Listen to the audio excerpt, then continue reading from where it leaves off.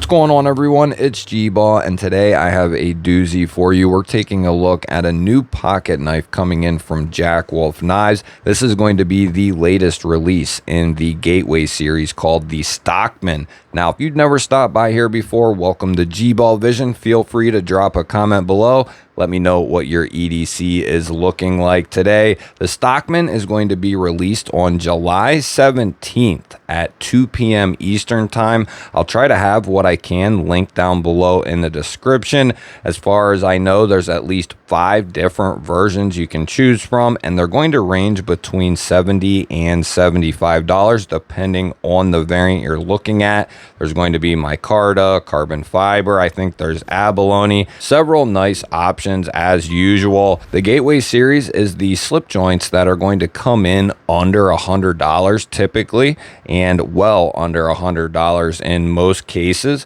Like this one here comes in at $70. I would say this is the most popular series when it comes to Jack Wolf Knives, and we'll take a look at some of the other series here in a few moments. But let's take a close-up look at the Stockman 14C28N for the blade steel, which is perfect for a knife like this. Very tough, very corrosion resistant, and easy to maintain. Doesn't have insane edge life, but nothing under $75 or even $100 really does. But 14C is decent in the edge retention department and very easy for the end user to strap up. The walk and talk is pretty strong. I do have to say here, off first impressions and just in my experience, I'm not a huge fan of a single nail nick being that high with a strong walk and talk. At least for me personally, it's not a great recipe. I'd rather have a double nail nick. That way it's a lot easier to grab a hold of because it's pretty high on the blade. Now, some people prefer that style and that location. I am just not one of them. However, I do like the layout of the handle. I like the actual size on this guy, which we'll get a look at here in a few moments. Polished steel handles with a micarta inlay on this particular one. Has that really nice bolster look. Have a nice little shield there on the front. Pin construction, everything is finished very nicely. You don't have any pins protruding or too far recessed. Everything is nice and flush, and that's one of the many great things about this series here is you're going to get the same level of fit and finish, the same level of QC. It's just the materials are going to be a little bit more affordable than some of the stuff in the premium line, which, like I said, we'll take a look at a few of those here in a moment. Let's get a look at the size of the Stockman here, and these are going to come in at 7 1/8 overall. We have 2 7/8 of cutting edge, and we'll give it 3 3/16 of total blade. We'll do a couple of size comparisons with some Jack Wolf knives here. This is a locking premium knife.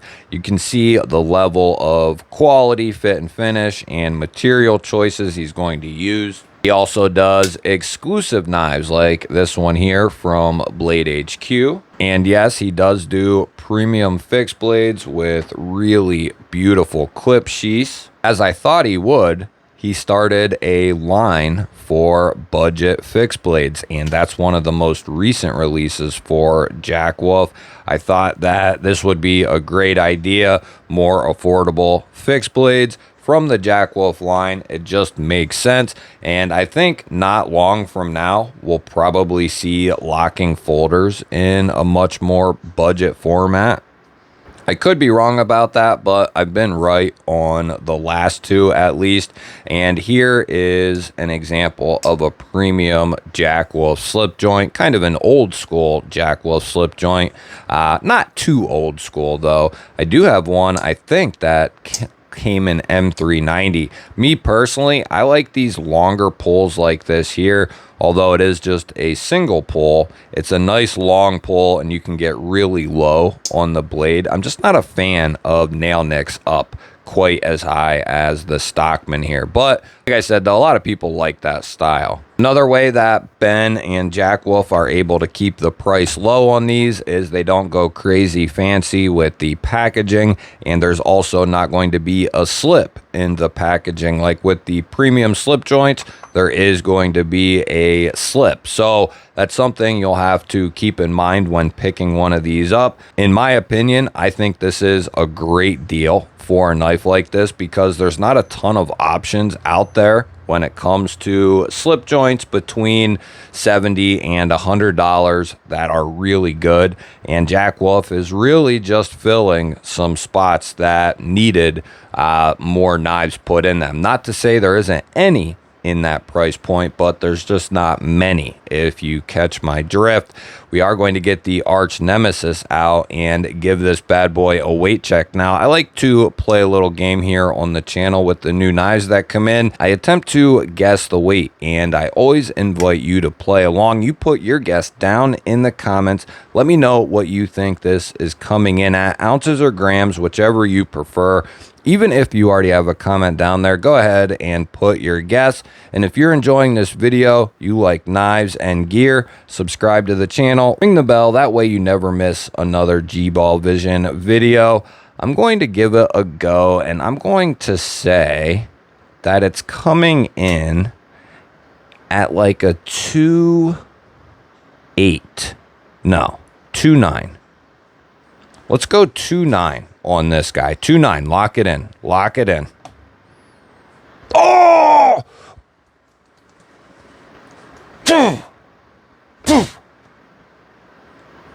That's almost a knockout blow right there, baby. Oh, look. For those of you who know, that deserves the arch nemesis getting thrown against the wall as hard as it can. 78 grams, 2.7 ounces. That's why he's the arch nemesis. He rarely ever goes in my favor. 2.8 ounces to 2.7 ounces, depending on how he's feeling. And 78 grams. Not going to be a heavy knife whatsoever. Easily something you can put in a leather slip or some sort of organizer, or just simply drop it in the bottom of your pocket. We'll get the calipers out here and get a couple of measurements on the handle and blade. We'll start off with the handle thickness. That's coming in at 0.42 and 10.8 millimeters. We'll go to the blade stock thickness. And this is one of the spots where Jack Wolf really shines. You have a thin, slicey blade, and this is coming in at 2.68 millimeters, 105 thousandths. That's the blade stock. We'll move over here to a BTE check, and we'll get a good, fair hold here. And that's coming down there at 18 thousandths in that particular spot with that particular hold. Let's see how this cuts out of the box. We have our standard magazine paper here. And of course, a slip joint isn't something you want to take out into the woods and baton through a log or anything like that. This is a traditional gentleman's carry right here. So you're just going to do lightweight cutting with them. I mean, if you're smart, you can accomplish quite a bit with a slip joint like this.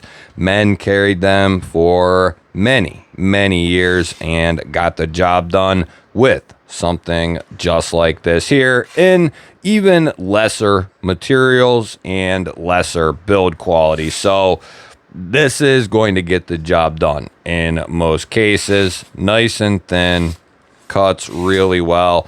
And like I said earlier, 14C, you'll be able to sharpen, strop this up very easily. Out in the field even, you can catch yourself a crickstone or a river rock or something, and you could hone that edge up with something like that. Wow, we really are cutting out quite a bit with this one because we don't have a hardware check. there is just pin construction, which is done really well. So no hardware to speak of on this fella. We don't have a pocket clip or a slip, so we don't need to check anything there. And we don't have a lock on this guy, so no reason to introduce it to the spine whacker unless it's just, you know, a friendly visit. But walk and talk is what you would expect from Jack Wolf. It is nice and strong. I don't want to put it down because it might be kind of tough for me to actually open up. My nails aren't the strongest, and I don't really have much of a nail. And I'm not willing to bend or bust my nail off to try and open this up too many times. But it is nice and strong, nice and smooth, and that could break in over time. It will break in over time and get smoother and a little bit easier to open and close. But initially here, I think it needs a little bit of break in for me. I will close it though and show you, you know, again, what I mean. I'm not a fan of how high that nail nick is, and it only being a single nail nick. If it had a second nail nick on the backside, then I could get along with it a little bit more. Still wouldn't be a huge fan, but I'm not a huge fan of that. I wish there was at least a double nail nick, and or, you know, it was done a little differently. I see that it probably wouldn't be likely to happen with the design of the blade here. So there's only so many spots it could be put. And, you know, I still think a double nail nick would have suited this really nicely because I do think certain people are going to have an issue if you pick this up and there's just really nowhere else to grab it either. And it might be tough for some people to actually open this guy up. If I grab it with my middle finger and pull it out like that, I can get it pretty easily. But for some reason, my right thumb just doesn't want to dig in there too well. You'll have to let me know what you think of the new Stockman here. Like I said, I will have links to it down in the description. And not only this knife, there is a bunch of Jack Wolf knives in stock over at TPK. Hidden gems that you might not think are available, and they actually are. I know I helped sell at least one or two here in the last week for TPK because a couple of really nice hidden gems over there. I'll have that down in the description for you. Do me a solid, hit the thumbs up button, and if you want to make sure you never miss another GBall Vision video, again, hit the subscribe button and ring the bell. I'll have a couple of new videos popping up on your screen that you haven't seen yet. Go check one of them out for me. Have yourself an awesome day. Thanks for watching. Catch you on the next one.